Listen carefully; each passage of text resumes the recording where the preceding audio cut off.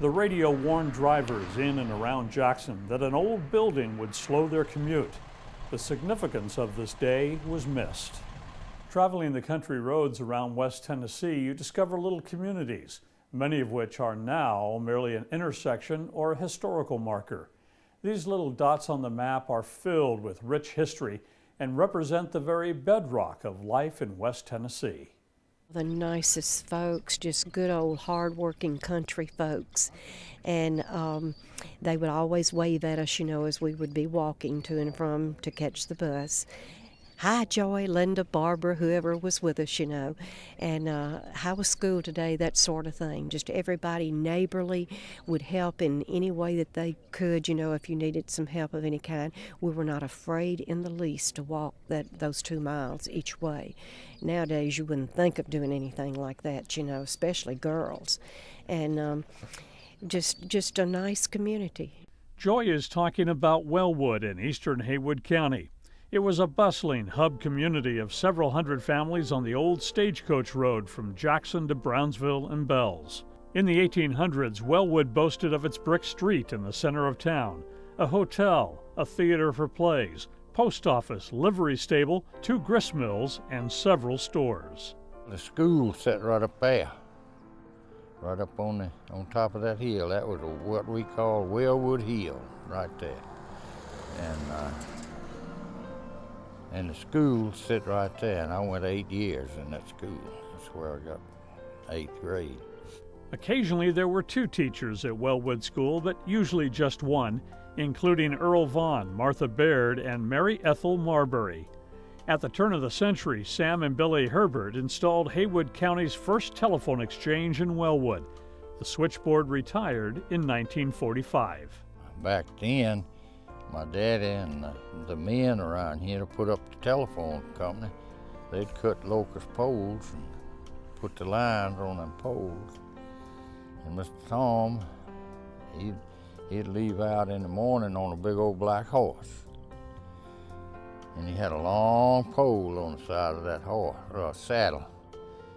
And he'd follow them lines. He found one twisted together. Untwisted, untangled with that pole, never would get off the horse. He'd make old horse step across the ditch. In 1925, the Wellwood Store was built at the intersection of Wellwood Road and what is now Dr. Hess Road. It quickly became a focal point of the community. The grist mill and shop and all sat right out there.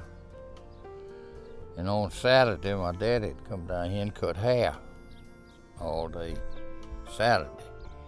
Me and my brothers would shell corn, and we'd go to the grist mill, bring it to the grist mill right out there. When you'd walk in the front door, to the left would be the counters, and that would have cases in there with candies and cookies and all sorts of good things in there. And Mr. Henry Waddell and his wife Elizabeth were the owners of the store at that time. We'd bring plow points down here. Mr. Clinton Hill run the blacksmith shop, and he'd sharpen all the plow points and tools and what have you. And Monroe Summers lived in a little house right up there on about where them tanks are right there. And he run the grist mill. The store originally faced Wellwood Road to the south, but was later turned to face the newly paved highway. 1934, when Mr. Jesse and Miss Sally Edwards bought the store, they employed my grandfather, Luther Carr, on my dad's side, to turn the store around because it had originally faced Wellwood Road, okay? And it was on the east side of the ditch that you see here. And so Mr. Edwards wanted it turned around to face Dr. Hess Road here. And so he employed my grandfather to do that. And they put it up on big logs and had mules and things to turn it around in the location that it is now. The story goes that during the Depression, someone crawled under the store in the ditch and drilled up through the floor and into the sugar sack, making off with the precious commodity. It was also during this time that the children would come from as far as 3 miles away to catch the school bus bound for Brownsville. I remember the first school bus now that I rode. It was a Mr. Taylor that drove the bus, and no heat on that bus. Well, as I said, it was a high school bus, and so he would have me to sit on like a milk crate and right up beside him next to the windshield, because I was probably the youngest one on there, I was, and I would hold a candle up to the windshield to keep the ice and frost off, so it would melt so he could see to drive. Well, it was 3 of us boys, and Russell lived in Jackson. He was, 8 years younger than me. And Ray, my middle brother, was 2 years younger than I am. And we'd ride. Daddy had a good horse, and we'd ride the old horse, drop Russell off at the grammar school. And me and Ray were in high school. We'd come on down here, and Mr. Elizabeth and Mr. Henry would put us in the house there by a big fire till the bus come. And we'd put the horse, a barn, big old long barn right out there. And we'd put a little horse in the barn. She'd stay there till we come back from school, and we'd get on and head back home. When we would get off the school bus, we would go in, and Mr. Henry'd have all these goodies, for us that we could buy. And I remember buying, like a grapette cola for like a nickel, a big moon pie for a nickel, cheese and crackers, and bologna sandwiches that, he would fix for you if you wanted, or ham sandwiches, some of the best things to eat, so good. And we would get us like a Coca-Cola in the bottle, the old-fashioned bottles, and would get some peanuts, a little sack of peanuts, pour in that Coke, and eat and drink that on the way home. And that was good. That was so good. This little country store was Brooke Shaw's first boyhood job for 50 cents a day and all the hoop cheese he could eat. This was the inspiration for the old country store in Casey Jones Village. A friend gave him 3 antiques, and he went back to those memories of his boyhood and working in this store. And he knew that they were disappearing, and he said this would be a wonderful hobby, is to collect antiques and kind of preserve that era. And so that's what he did in 1960, and over the years amassed thousands of country store antiques and developed the country store that folks know today. That was in 1965.